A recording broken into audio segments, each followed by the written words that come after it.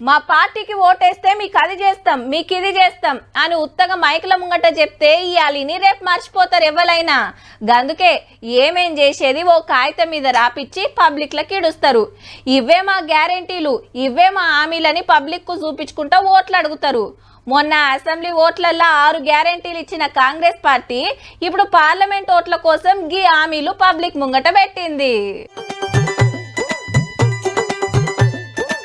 విభజన హామీలు అమలు చేస్తాము, పాలమూరు రంగారెడ్డి ప్రాజెక్టుకు జాతీయ హోదా తెస్తాము, మేడారం జాతరను జాతీయ పండుగ చేస్తాము, భద్రాద్రి రామయ్య గుడి డెవలప్ చేస్తాము, ఆంధ్రాలో కలిపిన 5 ఊళ్ళను మళ్ళా తెలంగాణకు తెప్పిస్తాము, హైదరాబాద్ లో సుప్రీంకోర్టు స్పెషల్ బెంచ్ పెట్టిస్తాము, సిటీకి నీతి ఆయోగ్ ఆఫీస్ రప్పిస్తాము, కొత్త ఎయిర్పోర్టులు కట్టిస్తాము, కొత్త యూనివర్సిటీలు పెట్టిస్తాము.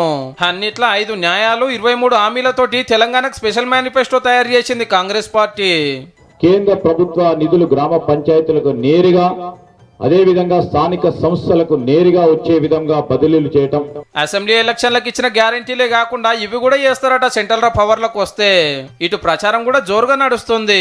ఆదిలాబాద్ లో ఆత్రం సుకునక్కని గెలిపియాలని, కరీంనగర్ లో రాజేందర్ రావు సార్ని ఎంపీ చేయాలని మంత్రులు తిరుగుతున్నారు. 29,000 కోట్లు అప్పుకు వడ్డీ కట్టినాం. ఆ వడ్డీ కట్టు లేకుండా ఇది వరకు వాస్తవానికి రుణమాఫీ కూడా అయ్యేది. బండి సంజయ్ గారు నిన్ను రాష్ట్ర అధ్యక్ష పదవి నుంచి ఆకస్మికంగా ఎందుకు తొలగించినారు?